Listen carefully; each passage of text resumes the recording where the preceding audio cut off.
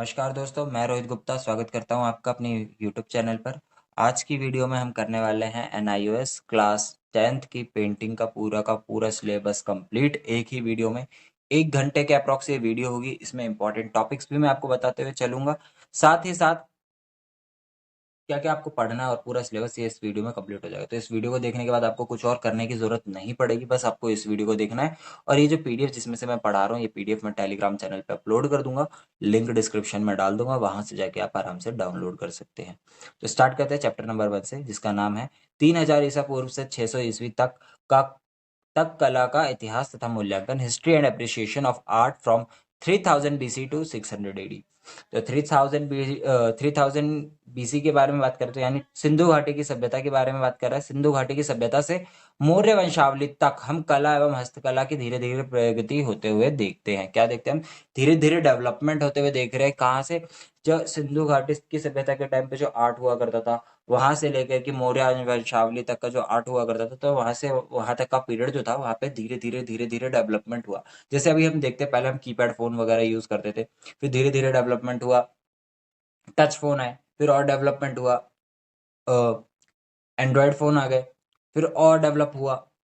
तो पहले 2G चलता था, फिर 3G हुआ, फिर और डेवलपमेंट हुआ, 4G हुआ, और अब 5G भी आ गया है। ठीक है, फिर एक टाइम आएगा और डेवलपमेंट होगा, 6G आ जाएगा। तो ये क्या है? डेवलपमेंट हो रहा है। ठीक है। हड़प्पा युग में कलाकार उच्च कोटि के थे, मतलब हड़प्पा काल के जो आर्टिस्ट वगैरह जो थे ना, वो बहुत ही हाईली स्किल्ड थे, एक्सट्रीमली स्किल्ड थे। ठीक है। अशोक युग में कला के उच्च स्तरीय नमूनों के स्तंभ भारतीय कला की धरोहर है। अब कह रहा है कि अशोक युग में, अशोक का जब टाइम पीरियड चल रहा था, अशोक का पीरियड चल रहा था, उस टाइम पे बहुत सारे स्तंभ यानी पिलर्स वगैरह बनाए गए थे। ये क्या है? ट्रेजर्स है। इंडियन आर्ट के क्या है? ट्रेजर्स है, खजाने हैं। अभी हमें आयरन पिलर को देख सकते हैं, कितना पुराना है, उसमें आज तक रस्टिंग नहीं हुई है, जंग नहीं लगा। तो कितना अच्छा एग्जाम्पल है आर्ट का। ठीक है। इसी युग में मध्य प्रदेश में स्थित सांची के विशाल स्तूप व मूर्ति कला के उदाहरण देखने को मिलते हैं। कह रहा है इसी युग में क्या है? सांची में है स्तूप। स्तूप क्या होते हैं? बुद्ध के प्रतीक माना जाता है स्तूप को। तो सबसे पुराना और सबसे बड़ा स्तूपा जो है सांची में स्थित है। तो उसी की बात करें कि वो भी इसी टाइम पे बना है, वहां पे मूर्ति वगैरह भी हमें देखने को मिलती है। भारतीय कला के इतिहास में गुप्तकालीन युग को स्वर्ण युग माना जाता है। अब गुप्त युग जो था, गुप्ता पीरियड जो चल रहा था, उसको क्या बोलते हैं? गोल्डन पीरियड भी कहा जाता है। मथुरा, सारनाथ, उज्जैन, अहिक्षत्र, ये क्या थे? कला के मुख्य केंद्र थे, मेन सेंटर थे आर्ट के। ठीक है। अजंता की फेमस पेंटिंग जो है, वो भी इसी टाइम पे बनी थी, इसी पीरियड में बनी थी। Cave and temples architecture such as Udayagiri caves यानी उदयगिरी गुफाएं, जो कि मध्य प्रदेश में है। Nachna and Bhumara temple are famous temples architecture of this period. और इसी टाइम पीरियड के फेमस टेम्पल है नाचना और भूमरा और उदयगिरी केव्स, जो कि मध्य प्रदेश में है। ठीक है। तो चलिए सबसे पहले बढ़ते हैं नृत्यांगना विवरण। नृत्य करती हुई लड़की यानी कि डांसिंग गर्ल, ये मोस्ट इंपॉर्टेंट है, एग्जाम में आ सकता है, ये बहुत ज्यादा चांसेस है। तो ध्यान से सुनना, जो जो चीजें बताऊंगा, ठीक है, उसको ध्यान देना।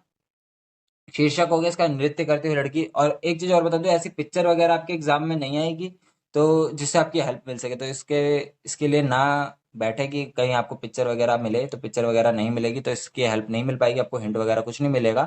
जितना आपको पढ़ोगे उतना ही आपको वहां पे जाके लिखना है। ठीक है। एग्जाम कैसे देना है मैं फिर से बता देता हूँ आपको, अभी बता देता हूँ। एग्जाम ये स्टार्ट करने से पहले पहले आपको 4 मार्क्स के क्वेश्चन, फिर 3 मार्क्स के क्वेश्चन, फिर 2 मार्क्स के क्वेश्चन, और फिर 1 मार्क्स के क्वेश्चन एंड में आपको करने हैं। इसी तरीके से क्वेश्चन करने हैं, वरना आपका पेपर वगैरह छूट सकता है। 1.5 मार्क्स, सॉरी, 1.5 घंटे का आपका पेपर होगा, 1.5 टाइम मिलेगा आपको, 1.5 आवर आपको टाइम मिलेगा। 30 मार्क्स का आपका एग्जाम होगा। 6 मार्क्स का आपका TMA होता है, 70 मार्क्स का आपका प्रैक्टिकल होता है। ठीक है। तो ध्यान देना है इन सारी चीजों का। पहले आपको 4 मार्क्स के क्वेश्चन करने हैं, और क्वेश्चन करने के बाद आपको इस टाइप से लाइन एंड कर देनी है। जैसे ही आपका आंसर खत्म होगा, यूं करके आपको एंड कर देना कि हाँ आपका आंसर खत्म हो चुका है। ठीक है। उसके बाद एक लाइन छोड़ देनी है, एक लाइन छोड़ने के बाद फिर नेक्स्ट आंसर स्टार्ट करना है। इस तरीके से आपको अपना पेपर करना है। ठीक है। ये तो बता दिया मैंने पेपर कैसे सॉल्व करना है। चलो स्टार्ट करते हैं वापस से। नृत्य करती हुई लड़कियां, कलाकार का नाम नहीं पता, अज्ञात कलाकार है। आर्टिस्ट का नाम नहीं पता। ठीक है। तो आर्टिस्ट का नाम काट देते हैं। नेक्स्ट क्या आ जाता है हमारा? किस चीज की बनी हुई है? माध्यम क्या है? मीडियम। मेटल। कहाँ से? यानी ब्रॉन्ज बोलते हैं, ब्रॉन्ज की बनी हुई स्टेचू है, ब्रॉन्ज का बना हुआ मेटल, ब्रॉन्ज मेटल है ये। ठीक है, कहाँ से मिली है ये? मोहनजोदाड़ो से मिली है। पीरियड क्या है? हड़प्पा काल है, लगभग 4 इंच की है। और इसको रखा कहाँ गया? राष्ट्रीय संग्रहालय नई दिल्ली। अब देखो इसमें लिखने लिखने लिखने लायक क्या चीजें हैं, इसमें लिखने लायक क्या बात है? अगर क्वेश्चन इससे आता तो आप क्या क्या लिख सकते हो? सबसे पहली चीज, कांस्य की बनी हुई मूर्ति है, ठीक है। दूसरी चीज, मोहनजोदाड़ो से मिली है, हड़प्पा काल की है, और लगभग 4 इंच की है। तो 4 पॉइंट ये आपके हो गए। अगर 1 मार्क्स में आता तो इतना लिख दोगे, इतना विवरण कर दोगे, इतना एक्सप्लेन कर दोगे, काफी है, ठीक है। लेकिन अगर उससे ज्यादा मार्क्स का आता है तो यहाँ पे कुछ पॉइंट्स दे रखे हैं, हिंदी मीडियम और इंग्लिश मीडियम दोनों में देख लेते हैं। यह प्रस्तुत मूर्ति कांसे की बनी है, ये मैंने पॉइंट बता दिया आपको, तब तो आप ये पॉइंट लिखोगे सबसे पहले, ठीक है। यह सिंधु घाटी के कलाकारों की कलात्मकता और तकनीकी कौशल का उत्कृष्ट उदाहरण है, ठीक है, कि बहुत अच्छा एग्जाम्पल है टेक्निकल स्किल का उनकी, ठीक है। तो ये पॉइंट वैसे आप ना भी लिखो तो भी चलेगा, लेकिन थर्ड वाला पॉइंट जो है, ये मूर्ति देखने में काफी पतली एवं लंबी तथा इसमें लयात्मकता है। लयात्मकता मतलब रिदम कहते हैं लयात्मकता को, ठीक है। तो रिदमिक करेक्टर है, figure is lanky thin and rhythmic rhythmic in character. तो ये पॉइंट आपको लिखना है, ठीक है। पतली लंबी तथा इसमें लयात्मकता है। 2 पॉइंट हो गए आपके। थर्ड पॉइंट क्या है? ये वाला जो है पॉइंट जो है मोस्ट इंपॉर्टेंट है। अगर 1 मार्क्स में भी आता है तो आप ऐसा लिख सकते हो, इसे निर्वस्त्र दिखाया गया है, साथ ही इसके बाएं हाथ में लगभग कंधों तक चूड़ियां पहनी हुई दिखाई गई हैं, ठीक है। यहां तक आप इसको लिख दोगे, ठीक है, कि कंधों तक उसको चूड़ी बनाई गई है, कपड़े नहीं पहन रखे हैं। वह अपनी कमर पर दायां हाथ रखकर तथा बायां हाथ अपनी बाईं जांघ पर रखे हुए आराम की व्यवस्था में खड़ी है, साथ ही जूड़े के तौर पर उसके बाल बंधे हुए हैं, ठीक है। ये पॉइंट लिख दोगे। उसके बाद लास्ट वाला पॉइंट, इसकी लंबाई केवल 4 इंच है, ठीक है। यहाँ पे लिखा हुआ है it is 4 inch height, in height, ठीक है। 4 ये डैश लगा हुआ है, 4 इंच के लिए लगा हुआ है वो, 4 इंच इन हाइट। और ये वाला पॉइंट पूरा लिखोगे। ये वाला पॉइंट मैंने बताया आपको कहाँ तक लिखना है। She has been shown without clothes with bangles till almost her shoulder in left hand, ठीक है, लेफ्ट हैंड तक लिखना है। और उसके बाद ये वाले थर्ड वाला पॉइंट और ये वाला पॉइंट, बस ये पॉइंट आप लिख दोगे, इसमें आपके पूरे पूरे मार्क्स मिल जाएंगे। आगे बढ़ते हैं, नेक्स्ट पे चलते हैं। रामपुरवा बुल कैपिटल, ये भी बहुत ज़्यादा इंपॉर्टेंट है, तो इसको भी ध्यान से सुनिएगा और ध्यान से करिएगा। पेपर में भी कोई भी मिस्टेक नहीं करनी है, स्टार्टिंग के कुछ पेजेस पे तो बिल्कुल भी मिस्टेक नहीं करनी है, ठीक है। चलिए, शीर्षक इसका हो गया Rampurwa bull capital. Rampurwa bull capital इसको क्यों कहा जाता था? अगर ऐसा क्वेश्चन आता है तो आप इसमें क्या लिखोगे? क्योंकि ये रामपुर से मिली थी, ठीक है। कोलकाता कोलकाता में रामपुर के पास मिली थी, इसलिए इसको रामपुरवा बुल कैपिटल बोला जाता है, इसके जगह के नाम पे। कलाकार, इसमें भी कलाकार का नाम नहीं पता, आर्टिस्ट का नाम नहीं पता है। माध्यम क्या है? पॉलिश किया हुआ बलुआ पत्थर, बलुआ पत्थर पॉलिश्ड सैंडस्टोन, सैंडस्टोन कहते हैं इसको, पॉलिश करा हुआ सैंडस्टोन है। रामपुरवा में मिली है, ठीक है, मौर्य काल की है और लगभग 7 फीट की है, और कोलकाता में रखा गया है इसको, ठीक है। आगे बढ़ते हैं। Bull capital is one of the most famous sculpture among the Ashoka Capitals, Ashokan Capitals. क्या बोल रहा है? अशोक काल के काल में जितने भी शीर्ष बने हैं, ठीक है, जितने भी कैपिटल्स बने हैं उनमें बुल कैपिटल सबसे प्रसिद्ध मूर्तियों में माना जाता है। सबसे फेमस कौन है? बुल कैपिटल है। इसका नाम इसके उपलब्ध होने के स्थान रामपुरवा के आधार पर जाना जाता है, ठीक है। मैंने बताया था आपको भी कि रामपुरवा से मिली थी, इसलिए इसको रामपुरवा बुल कैपिटल बोला जाता है। इसका आधार एक घंटी, अब देखो इसमें पॉइंट लिखने लायक क्या थे। एक तो हो गया इसका नाम, इसके उपलब्ध स्थान रामपुरवा के आधार पर जाना जाता है। इसका आधार एक घंटी के आकार के उल्टे कमल से बना है, जिसके बाद शीर्ष पर एक राजकीय बैल है, शीर्ष पर, सॉरी। अब देखो यहाँ पे मैं एक बार पिक्चर दिखाना चाहूंगा आपको।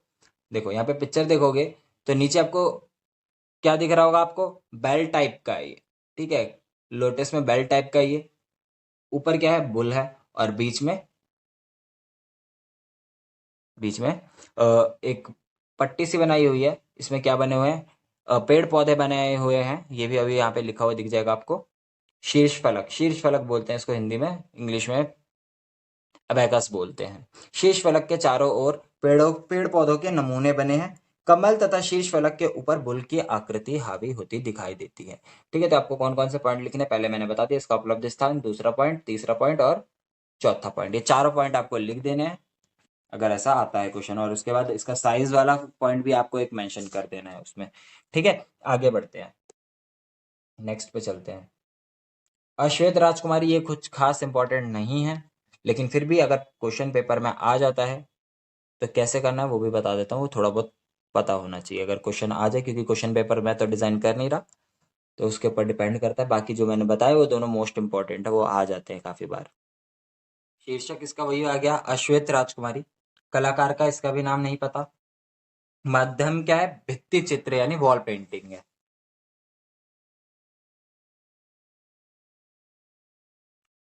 ठीक है, माध्यम भित्ति चित्रों के स्थान क्या है, अजंता की गुफाएं। ठीक है, अजंता में मिली है।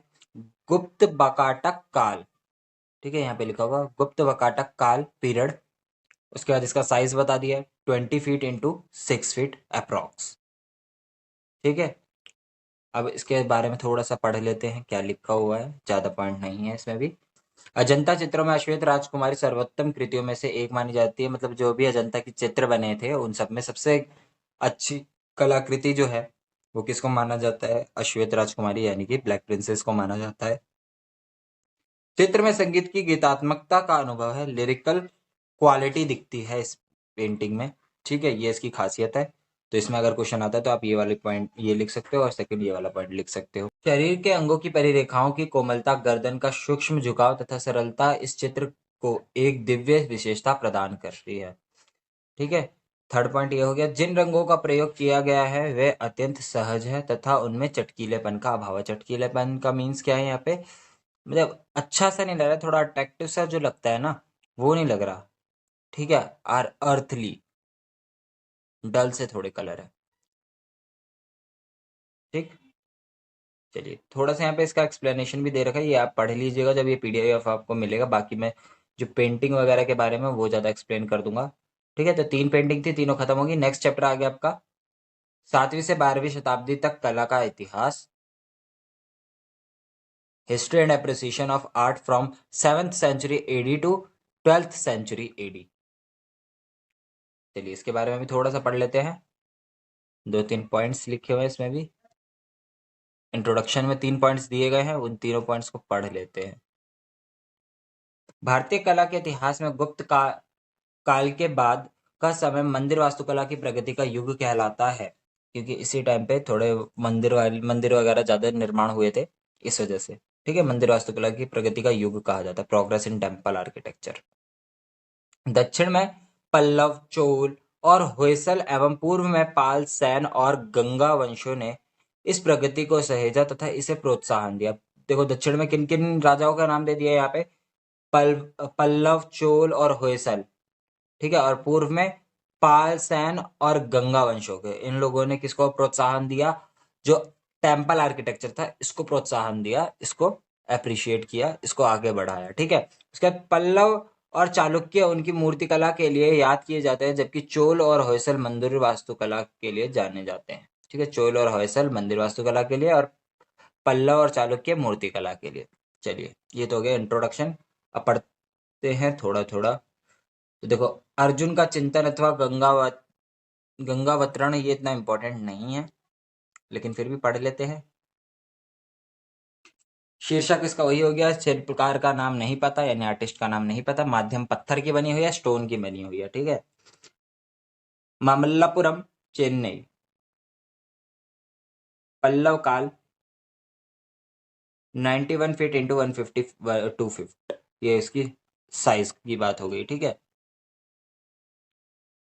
आगे बढ़ते हैं, अब थोड़ी सी मूर्ति की विशेषताएं पढ़ लेते हैं। क्या विशेषता है, क्या इसकी क्वालिटी है, प्रिसीशन पढ़ लेते हैं इसके। यह मूर्ति शिल्प दो शिलाखंडों पर उभरा हुआ है। किस पे, दो बड़े बड़े पत्थरों के टुकड़ों पे बना हुआ शिलाखंड, मतलब बड़े से पहाड़ टाइप के जो होते हैं, पत्थर को बोला जाता है। ठीक है, पत्थर का पर्यायवाची शिला को बोला जाता है, तो उसका टुकड़ों का बना हुआ है, शिलाखंडों, खंड का मतलब टुकड़ा होता है। ह्यूज बाउंडर्स, इस मूर्ति में विभिन्न आकार के मनुष्य व पशुओं को झुंड के रूप में उड़ते हुए दिखाया गया है। क्या कह रहा है कि बहुत सारे आकार के, विभिन्न आकार के, अलग अलग शेप के लोगों, मनुष्य और पशु यानी जानवरों को एक झुंड में उड़ते हुए दिखाया गया है कि वो उड़ रहे हैं। इन शिलाखंडों के बीच में दरार है, क्या है, दरार आ रखी है थोड़ी सी। पशु कलाकृतियां कलाकारों के गहन अवलोकन को दर्शाती है, जैसे सोते हुए हाथी का बच्चा, बंदर की आकृति, नासिक को खुजलाता हिरण। ठीक है, चलिए आगे बढ़ते हैं। नेक्स्ट जो है गोवर्धन पर्वत उठाते हुए कृष्ण, ये भी इतने खास इंपॉर्टेंट नहीं है। शीर्षक हो गया इसका, शिल्पकार का नाम नहीं पता। माध्यम पत्थर, स्टोन। स्थान बेलूर। ठीक है, काल होयसल काल, 3 फीट की मूर्ति है ये। ठीक है, मूर्ति होयसल काल की एक सर्वोत्तम कृति का उदाहरण है। क्या है? जो होयसल काल जो था, होयसल पीरियड, उसका सर्वोत्तम उदाहरण माना जाता है। उस टाइम के कृति वगैरह जो थी, स्कल्पचर्स थे, उसका सबसे बेस्ट एग्जांपल है। समस्त घटना को अलग अलग परतों में दिखाया गया है तथा कृष्ण को मुख्य केंद्र के रूप में दर्शाया गया है। सारी की सारी जितनी भी घटनाएं थी, सॉरी, अलग अलग परतों में, समस्त पूरी घटना को अलग अलग परतों में दिखाया गया। परतों में मतलब अलग अलग लेयर्स में दिखाया गया है। ठीक है, और जिसमें सेंटर में कौन है? कृष्ण जी है। कृष्ण को विरोचित नायक के रूप में दर्शाया गया है। नायक मतलब कि हीरो की तरह दिखाया गया है। उनकी मुद्रा तथा अंगों से लयात्मकता से संयोजन में कोमलता का अनुभव होता है। Rhythmic and soft.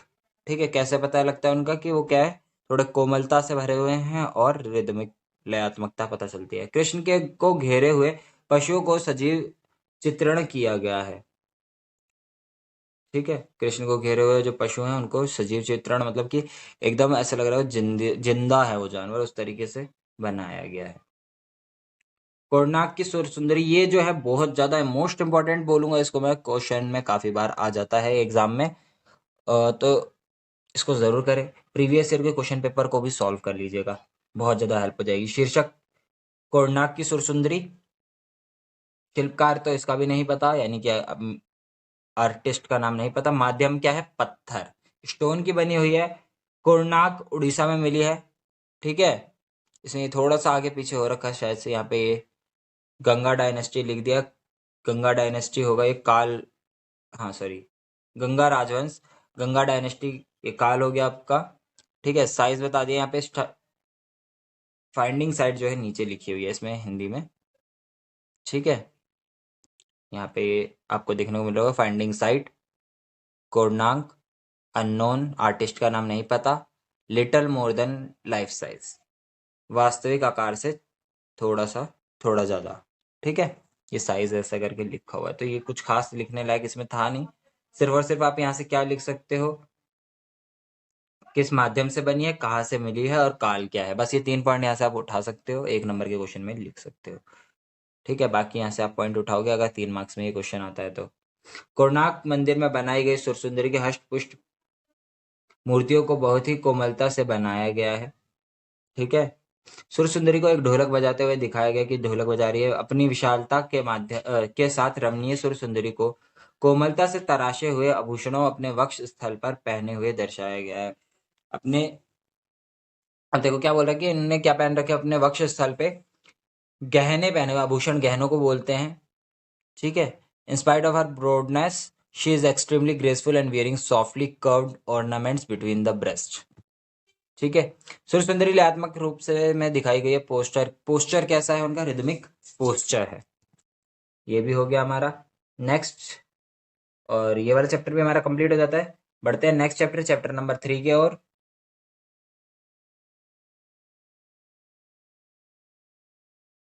13वीं शती से 18वीं शती तक कला का इतिहास तथा मूल्यांकन। History and appreciation of art from 13th century AD to 18th century AD।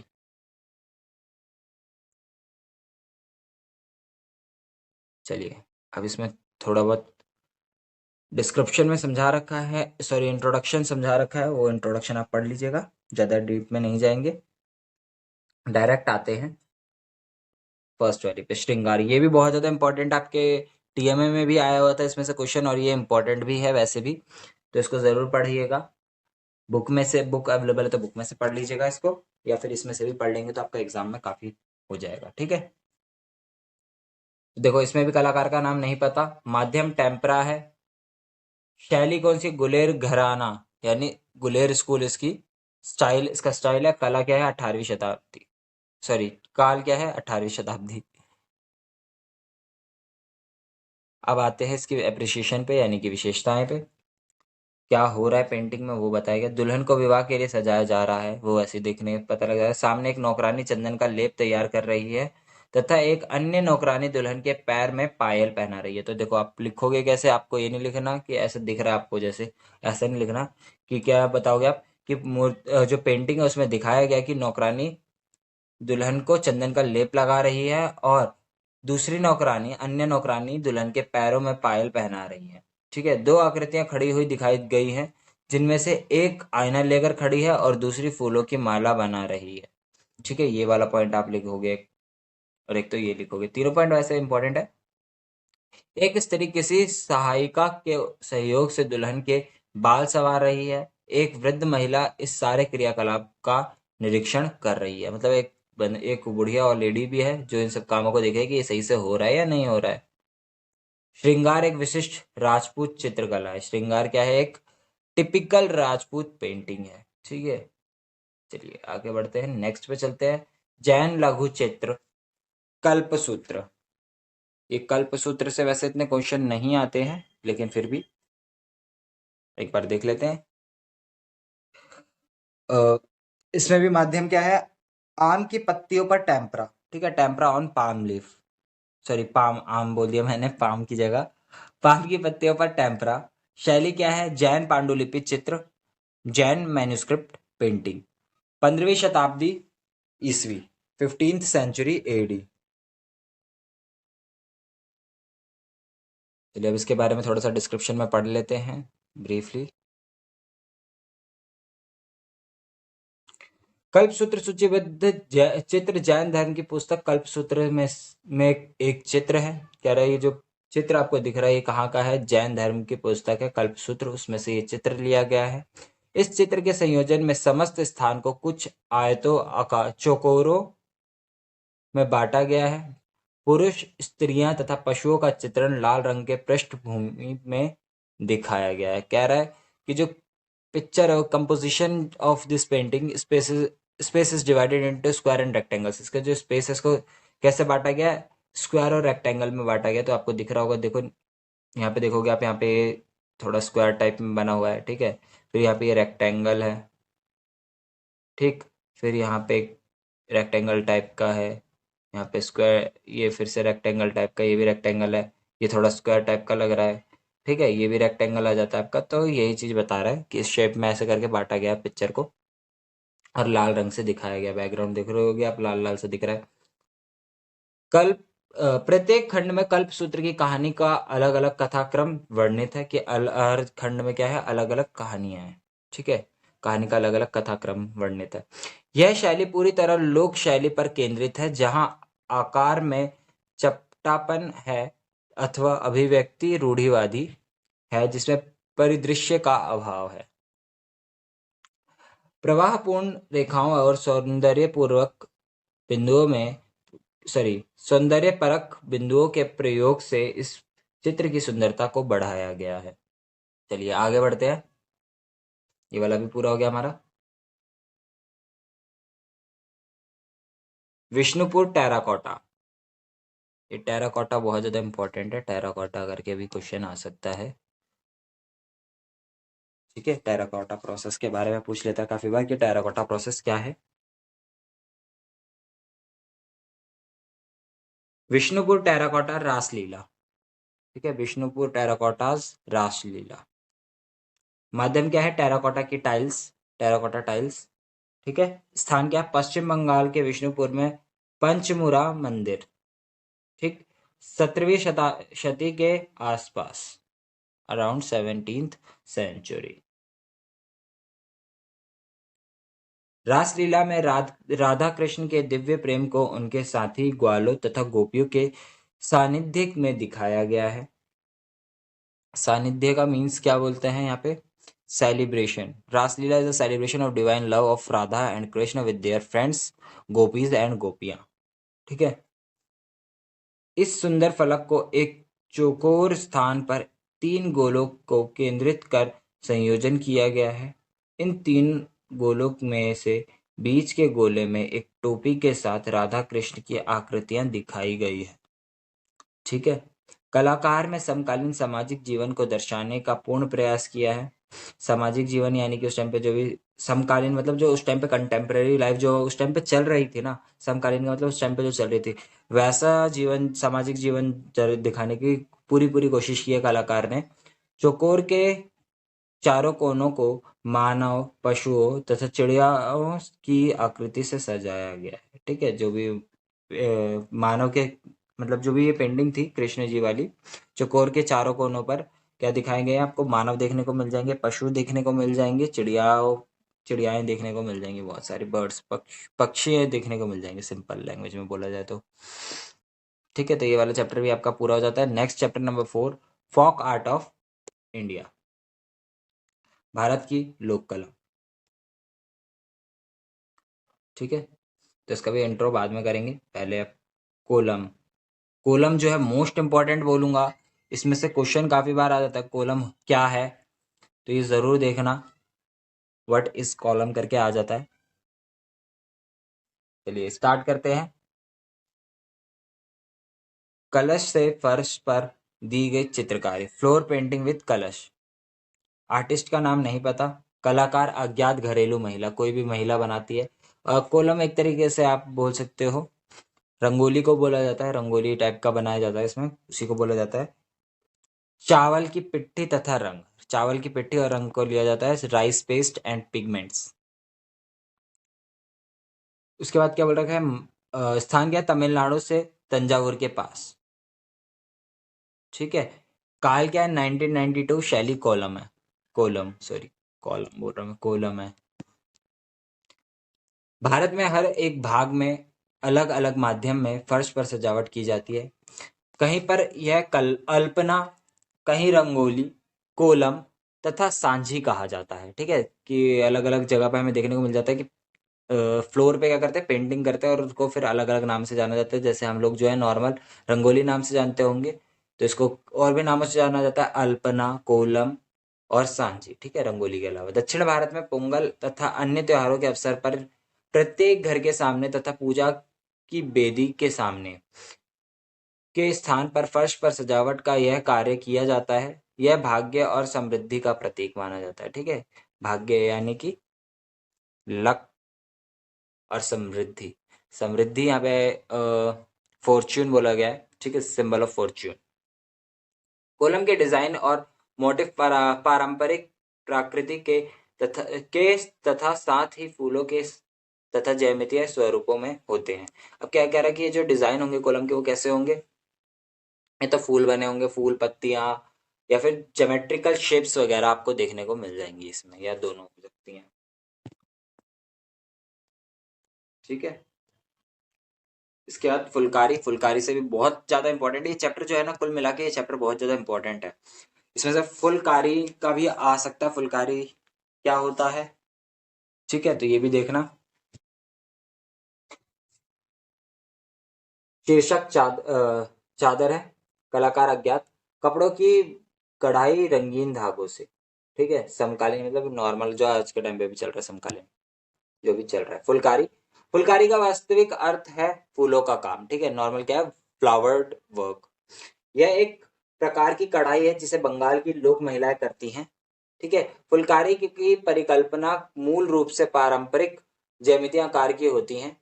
तारों के आकार को सुनहरे पीले तथा सफेद रंग के धागों से लाल कपड़े पर कढ़ा जाता है। मुख्य मोटिफ में एक बड़े सितारे के रूप, चारों ओर छोटे सितारे विभिन्न रूप से काढ़े जाते हैं। मूल मोटिफ ज्यामितीय चौकोर और त्रिकोणीय होते हैं। कह रहे कि जो इसमें मुख्य मोटिफ जो होते हैं, मोटिफ्स जो होते हैं वो कैसे होंगे? ज्यामितीय होंगे, यानी ज्योमेट्रिकल शेप्स वगैरह होंगी। चौकोर हो सकते हैं, ट्रायंगुलर हो सकते हैं। ठीक है। बड़ा सा सितारा स्टार बना देंगे, उसके चारों तरफ छोटे छोटे छोटे छोटे स्टार्स बना देंगे, इस टाइप से बनाए जाते हैं। ठीक है। इसके बाद आता है आपका कांथा। कांथा भी इंपॉर्टेंट है, मैंने बताया आपको कि ये चैप्टर पूरा का पूरा जो है बहुत ज्यादा इंपॉर्टेंट है, इसमें आपका कांथा आ जाता है। कांथा के बाद आपका ये चैप्टर खत्म हो जाएगा। ठीक है। तो कांथा जो है लास्ट है, ये तीनों बहुत ज्यादा इंपॉर्टेंट है। ठीक है। तो इसको बिल्कुल मिस नहीं करना है आपने। कांथा, बंगाली कांथा, रेशमी कपड़े पर रंगीन धागों से कढ़ाई, माध्यम क्या है? रेशमी कपड़ों से रंगीन कढ़ाई। समय समकालीन, आज के टाइम पे भी हो रहा है। शिल्पकार अननोन, ठीक है, अज्ञात। ठीक है, इस साइड वाले पॉइंट्स आपको लिखने हैं एग्जाम में, ये जो इधर पॉइंट्स दिए है ना, ये वाले पॉइंट्स आपको एग्जाम में लिखने हैं, इन्हीं को पढ़ के जाना है। सूचीबद्ध कांता एक प्रकार की साड़ी है जो एक विशिष्ट पारंपरिक शैली व तकनीक से सिली हुई होती है। ठीक है, पारंपरिक है, ट्रेडिशनल है। इनके मोटिफ विभिन्न प्रकार के पशु व मानवीय आकार के रूप में होते हैं। साड़ी के गुलाबी रंग के आधार को विभिन्न रंगों के धागों से चैन स्टिव श्रृंखलाबद्ध कढ़ाई पद्धति से कढ़ाई की जाती है। ठीक है, बार पेंटिंग देख लेते हैं तो आपको ज्यादा अच्छे से समझ में आ जाएगा। ठीक है, पिंक पिंक सी हो रखी है। तो साड़ी के गुलाबी रंग के आधार को, आधार मतलब बेस को, विभिन्न रंगों के धागे से चैन स्टिच यानी कि श्रृंखलाबद्ध कढ़ाई की जाती है, लाइन से कढ़ाई की जाती है अलग अलग रंगों के धागों से। ठीक है, राजा जैसा दिखने वाला व्यक्ति घोड़े पर बैठा है और उसके सिर पर छाता जैसा लगा है। ठीक है, देखो आपको ये देखने को मिल रहा होगा, राजा जैसा व्यक्ति बैठा हुआ है, उसके सर पे छाता जैसा कुछ लगाया हुआ है, छत्र जिसे कहते हैं। इस मोटिफ में कालीघाट पट्ट चित्र का प्रभाव बहुत स्पष्ट है। ठीक है, कालीघाट पट्ट चित्र का प्रभाव बहुत आराम से देखने को मिल जाता है कि ये उससे प्रेरित है। ठीक है, तो इसके साथ ये वाला चैप्टर भी कंप्लीट हो जाता है। इसके बाद नेक्स्ट चैप्टर आ जाता है हमारा पुनर्जागरण नवजागरण। पुनर्जागरण का मतलब क्या होता है? दोबारा जन्म होना। तो रिनाइंस करके क्वेश्चन आ जाता है काफी बार। तो इसका जो ये फर्स्ट वाला पॉइंट जो है ये बहुत ज्यादा इंपॉर्टेंट है। ठीक है, तो इसको पक्का पढ़ना है आपको। रिनाइंस क्या होता है, पुनर्जागरण क्या होता है। वैसे इसका नॉर्मल अर्थ जो बोलता है होता है वो होता है रीबर्थ, दोबारा से जन्म लेना है। तो एक बार पढ़ लेते हैं इसको भी। यह 14वीं शती से 17वीं शती तक यूरोप की प्रतिष्ठित पारंपरिक संस्कृति का पुनर्जागरण था। ठीक है, मतलब रिबर्थ हुआ था। वो जो संस्कृति एक टाइम पे बंद हो गई थी, पारंपरिक संस्कृति एक तरीके से रुक गई थी, उसी का दोबारा से स्टार्ट किया गया था। ठीक है, वीनस का जन्म, पहली पेंटिंग है बर्थ ऑफ वीनस, वीनस का जन्म। चलिए,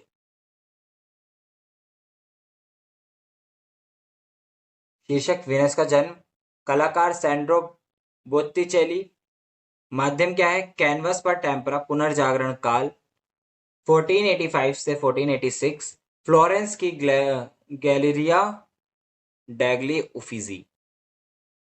संकलन बता रखा है यहाँ पे, बड़ा अजीब सा नाम है। चलिए आगे बढ़ते हैं, यहाँ चलते हैं। पेंटेड बाय अर्ली रेनाइंस पेंटर बॉटिसेली, बॉटिसेली ने बनाया था। ये बॉटिसेली जो है बहुत ज्यादा इंपॉर्टेंट पेंटर है, इनके बारे में आप पढ़ लीजिएगा एक गूगल वगैरह से, या गूगल पे सर्च करोगे नॉर्मल मिल जाएगा आपको वैसे तो। वीनस की को समुद्र में उभरते हुए दिखाया गया है, इसमें वीनस को समुद्र में उभरते हुए दिखाया गया है। ठीक है, इस चित्र सौंदर्य व सत्य का, यह चित्र सौंदर्य व सत्य का प्रतीक है। किसका? ब्यूटी और ट्रुथ का सिंबलाइजेस बोला गया। The figure symbolizes beauty and truth, के क्या दर्शा रही है ये? ब्यूटी और ट्रुथ दिखा रही है। वीनस के शरीर की आकृति लंबी है, at anatomy of Venus is elongated.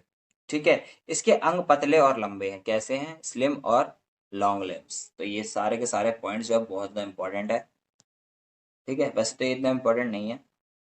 Mona Lisa जो है बहुत ज्यादा इंपॉर्टेंट है, मोनालिसा से क्वेश्चन आ जाते हैं।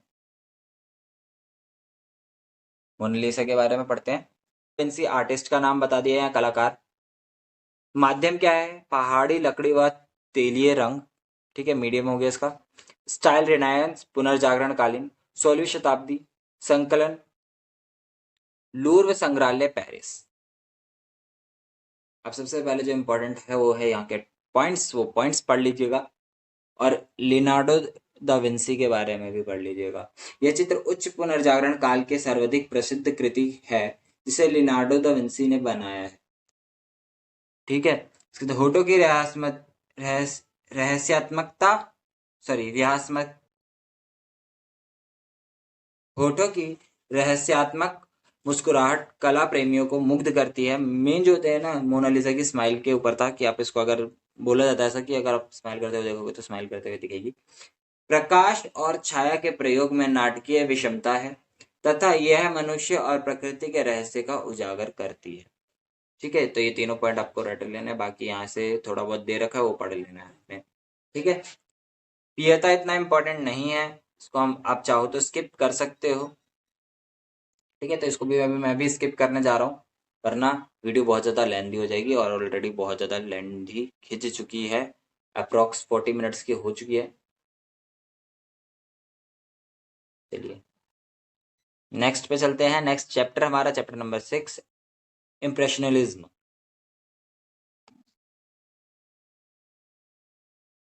सॉरी, एक बच गया यहाँ पे, 5.4 वाला बच गया था, ये वाला एक बार पहले पढ़ लेते हैं, और ये क्योंकि बहुत ज्यादा इंपॉर्टेंट है, वरना इसको भी स्किप कर देते हैं। The night watch, the night watch कलाकार का नाम क्या है? रैम्ब्रा। और माध्यम क्या है? कैनवस पर तेलीय रंग, पुनर्जागरण 1642 ईस्वी। और संकलन हॉलैंड एम्स्टर्डम में जिक्स संग्रहालय। ठीक है, अब यहाँ पे इसकी विशेषता कुछ बता रखी है। रैम्ब्रा की कृति द नाइट वॉच संसार की उच्चतम कृतियों में से एक है। इसमें प्रकाश और छाया का प्रभावशाली प्रयोग हुआ है, रंगों का प्रतीकात्मक प्रयोग हुआ है, सिंबलिक यूज ऑफ कलर्स। ठीक है, तो ये तीनों पॉइंट्स आप लिख दोगे, बाकी इसको अच्छे से बुक में से पढ़ लीजिएगा। वाटर लिलीज, ये मोस्ट इंपॉर्टेंट है चैप्टर 6 में से। ठीक है, बहुत ज्यादा इंपॉर्टेंट है। कलाकार क्लाउड मोने। माध्यम तेलीय रंग, शैली प्रभाववाद 1899, नेशनल गैलरी लंदन। ठीक है, मोनो के चित्र के नाम पर एक प्रभाववाद का नाम दिया गया है। प्रस्तुत चित्र में तालाब के ऊपर, सॉरी, तालाब के उस पार जापानी पुल का चित्रण किया गया है। ये बहुत ज्यादा इंपॉर्टेंट पॉइंट्स हैं, तो इनको पढ़ना है आपने। ठीक है, आसमान में को चमकीले रंग के में प्रभावी रूप से असाधारण गहराई के साथ प्रतिबिंबित किया गया है। खिलते हुए विभिन्न आकार की लिली फूलों से चित्र के सौंदर्य की वृद्धि हुई है। ठीक है, बहुत सारे फूल से खिले हुए लिलीज है, उसकी वजह से पेंटिंग और ज़्यादा अच्छी हो जाती है। ठीक है, अब ये डांस क्लास इतनी इंपॉर्टेंट नहीं है, बाकी आप इसके बारे में पढ़ लीजिएगा। स्क्रीनशॉट लेना चाहते हो स्क्रीनशॉट ले लो, पॉइंट्स आपको दिखाते हुए चलता है, हिंदी मीडियम इंग्लिश मीडियम दोनों। ठीक है, चलिए अब आगे बढ़ते हैं नेक्स्ट चैप्टर, नेक्स्ट पॉइंट पे चलते हैं। स्टोरी नाइट, ये बहुत ज़्यादा इंपॉर्टेंट है। स्टोरी नाइट, स्टोरी नाइट उत्तर प्रभाववाद। स्टोरी नाइट जो है बहुत ज़्यादा इंपॉर्टेंट है। कलाकार का नाम क्या है? Vincent van Gogh. ठीक है, प्रभाव माध्यम क्या है? तैलीय रंग, ये भी ऑयल ऑन कैनवस। काल 1889, टाइम पीरियड बता दिया, पेंटिंग ड्यूरिंग 1889। स्टाइल क्या है? पोस्ट इम्प्रेशनिज्म, वही ऊपर जो शैली बताई है, उत्तर प्रभाववाद। उसके बाद संकलन नेशनल गैलरी लंदन। चलिए, वेंसेंट वैन गॉग की यह एक उत्कृष्ट कृति है। इस चित्र में रंगों को महत्वपूर्ण स्थान दिया गया है। चित्र में सादा आकाश सितारों से भरा हुआ दिखाया गया। कह रहा चित्र में कैसे दिखा रहा है कि पूरा का पूरा जो बादल आसमान है वो किससे भरा हुआ है? सितारों से भरा हुआ है। उनके चित्र वास्तविक ना होते हुए अत्यंत प्रतीकात्मक है। ठीक है, चलिए आगे बढ़ते हैं। Chapter number 7, man with violin. ये भी कुछ खास इंपॉर्टेंट नहीं है। मैन विद वॉयलिन, तो इसके बारे में आप खुद पढ़ लीजिएगा। मैं क्योंकि ज़्यादा टफ लैंग्वेज में भी नहीं लिखा हुआ, तो आपको मैं साइड साइड से करके दिखाते जा रहा हूँ, आप स्क्रीनशॉट भी लेते जाइएगा। ठीक है, बाकी पीडीएफ तो आपको मिल ही जाएगा, लेकिन अगर कोई टेलीग्राम यूज़ नहीं करता तो उसको स्क्रीनशॉट लेना पड़ता है, तो उसके लिए। ठीक है, जिस पे मैं रोकूंगा, एक्सप्लेन नहीं करूंगा, बता दूंगा, तो ये वाला भी मैं एक्सप्लेन नहीं करने वाला, क्योंकि ये इतना इंपॉर्टेंट नहीं है। लेकिन आप थोड़ा थोड़ा पढ़ लीजिएगा। अगर मैं नहीं बोल रहा हूँ कि ये इंपॉर्टेंट नहीं है, तो इसका मतलब ये नहीं कि आप छोड़ दो इसको। पढ़ना है आपको, थोड़ा बहुत तो पढ़ना ही पड़ेगा ना। ब्लैक लाइंस, ये बहुत ज़्यादा इंपॉर्टेंट है, तो ये वाला मैं एक्सप्लेन करने वाला हूँ। ठीक है, ब्लैक लाइंस शीर्षक हो गया दिसंबर 1913, वैसिले कांडिस्की। कैनवस पर तेलीय रंग, ठीक है, ऑयल ऑन कैनवस। साइज बता दिए इसका 4.3 x 3 1:4। ठीक है, इसमें उल्टा लिखा हुआ है, इसमें अलग लिखा हुआ है, दोनों में साइज का थोड़ा सा डिफरेंस है, तो एक बार अपनी बुक से मैच कर लीजिएगा। ठीक है, सोलोमन आर गुगेनहम, बड़ा ही अजीब अजीब से नाम लिखे हुए हैं यहाँ पे। गुगेनहम म्यूजियम, न्यूयॉर्क। जो भी है ये पढ़ लीजिएगा आप। ठीक है, यहाँ पे आपको संकलन जगह बता दी गई है न्यूयॉर्क में। ठीक है, म्यूजियम का नाम दिया गया है। चित्र की विशेषताएं, चित्र की विशेषताएं पढ़ लेते हैं। कांडिस्की अपने समय के प्रसिद्ध अमूर्त चित्रकार थे। दिए गए चित्र में उन्होंने काली रेखाओं एवं रंगों के धब्बों के द्वारा चित्र को संयोजित किया। आकृतियां किसी भी वास्तविकता को नहीं दर्शाती, मतलब किसी भी रियलिटी को नहीं दिखाती, इसमें रियल ऑब्जेक्ट को नहीं दिखा रखा इसमें। यह चित्र केवल अमूर्त कला एवं ज्यामितीय आकारों का सम्मिश्रण है। सम्मिश्रण मतलब कि मिक्स कर रखा उसको, इसलिए यह एक अमूर्त चित्र है।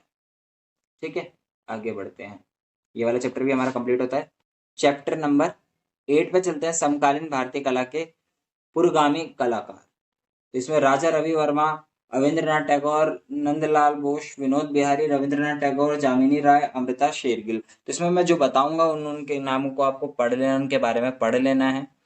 ठीक है, सबसे पहले है आपके राजा रवि वर्मा, इनके बारे में आपको पढ़ना है। दूसरा रविंद्रनाथ टैगोर, तीसरा आपके जामिनी राय, और चौथा है आपके अमृता शेरगिल। इन चारों के बारे में आपको पढ़ना है, इनके बारे में बहुत ज्यादा क्वेश्चंस वगैरह आ जाते हैं, ठीक है, पेपर में, तो इस वजह से। अब सबसे ऊपर जो पेंटिंग दिखा रखी है आपको, हंस दमयंती राजा रवि वर्मा द्वारा बनवाई गई थी। कैनवस पर तेलीय रंग, 1899 की है। राष्ट्रीय आधुनिक कला संग्रहालय नई दिल्ली में रखा गया इसको।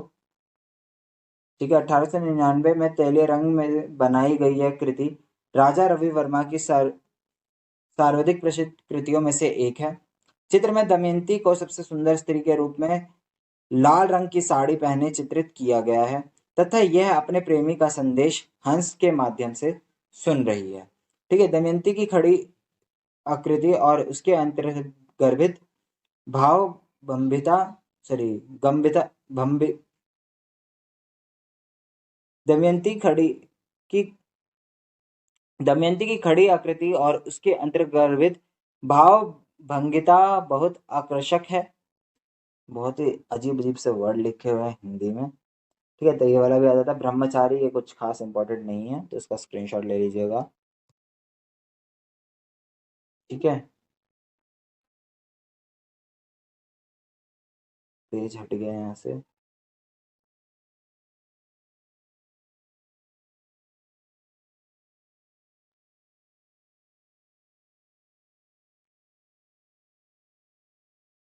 चलिए यहाँ पे इसका स्क्रीनशॉट ले लीजिएगा, यहाँ पे इसका स्क्रीनशॉट हो जाएगा।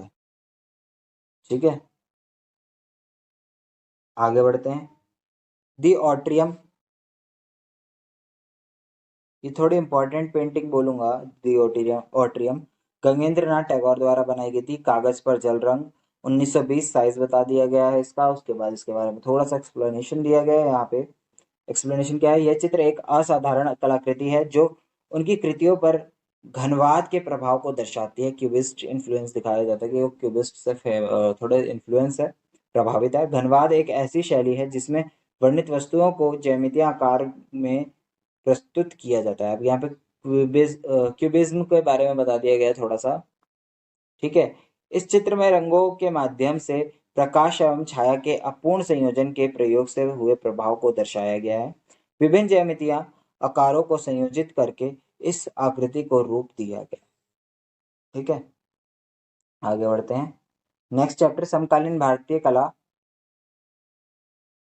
Contemporary Indian art. वर्लपूल, इतना कुछ इंपॉर्टेंट नहीं है, इसका फटाफट से स्क्रीनशॉट ले लो। शीर्षक वर्लपूल, कृष्ण रेड्डी कलाकार का नाम हो गया। माध्यम कागज पर उत्कृष्ट उत्कीर्ण आकृति 1962 में बनाई गई है। 37.5 सेंटीमीटर की है। इसके बाद थोड़ा सा एक्सप्लेनेशन इसका दे दिया। वर्लपूल कृष्ण रेड्डी की सबसे प्रसिद्ध कृति है। इसे उत्कीर्ण पद्धति से बनाया गया है। वर्लपूल कृति में कलाकार ने परिचित वस्तुओं के नए आकार बनाए हैं जो बाद में अमूर्त रूप से परिवर्तित हो जाते हैं। ठीक है, चलिए आगे बढ़ते हैं। मेडिवल सेंटेंस, सेंट्स सेंट्स लिखा है संत के बारे में है ये थोड़ा सा। इसका स्क्रीनशॉट ले लो फटाफट से। ठीक है, चलिए आगे बढ़ते हैं, नेक्स्ट वाली पे चलते हैं। वर्ड्स एंड एवं सिंबल्स, ये इंपॉर्टेंट है तो इसको मैं एक्सप्लेन करूंगा। ये क्वेश्चन जो है एग्जाम में काफी बार आ जाता है। के सी एस पनिकर ठीक है, केसीएस पनिकर द्वारा, आर्टिस्ट का नाम आ गया केसीएस पनिकर। 1911 इनका टाइम पीरियड बता दिया कि 1911 में इनका जन्म हुआ था, 1977 में इनकी मृत्यु हो गई थी। लकड़ी के बोर्ड पर तेलीय रंग, ठीक है, ऑयल ऑन बोर्ड, 1965 में बनाई गई है, 43 सेंटीमीटर इंटू 124 सेंटीमीटर इसका साइज बता दिया गया है। इसके बाद इसके बारे में थोड़ा सा पढ़ लेते हैं। केसीएस केसीएस पनिकर के शब्द और प्रतीक चित्रों की श्रृंखला का एक प्रसिद्ध चित्र है। ओए चिल्ला मत यहाँ पे। स्थान को सुलेख से भरा गया है, ठीक है। गणित के चिन्हों, अरबी आकृतियों तथा रोमन एवं मलयालम लिपि के प्रयोग से आकृति बनाई गई है। इसमें देखो गणित के चिन्ह का यूज किया गया, अरबी आकृति यूज करी गई है, रोमन और मलयालम लिपि का यूज करके इस आकृति को बनाया गया है। यह आकृति केवल दिखने में आकृतियां दिखने में जन्म पत्रिका जैसी लगती है। तांत्रिका प्रतीकात्मक रेखा लेखों का प्रयोग भी किया गया है, ठीक है। क्या कह रहे हैं, तांत्रिक प्रतीकात्मक रेखा लेखों का प्रयोग भी किया गया इसमें, जो तांत्रिक वगैरह के लाइंस वगैरह यूज करते हैं उनका यूज किया गया है इसमें, ठीक है। आगे बढ़ते हैं। लैंडस्केप इन रेड, ये इतना इम्पोर्टेंट नहीं है, ठीक है, तो स्क्रीनशॉट ले लीजिएगा। अगर इसके बारे में थोड़ा सा पढ़ना है तो पढ़ लीजिएगा, ठीक है। कुछ ज़्यादा डिफिकल्ट लैंग्वेज में नहीं लिखा हुआ, नॉर्मल इजी लैंग्वेज में लिखा हुआ है। अगर कोई डाउट हो तो व्हाट्सएप पे कांटेक्ट कर लीजिएगा, या मेरा नंबर दिया गया होगा, आप उस पर कांटेक्ट कर लीजिएगा। इसी के साथ आपका ये सारे चैप्टर खत्म होते हैं। आई होप आपको वीडियो पसंद आई होगी और आपके लिए हेल्पफुल रहेगी। Thanks for watching us, have a nice day, stay tuned with edu centre Delhi.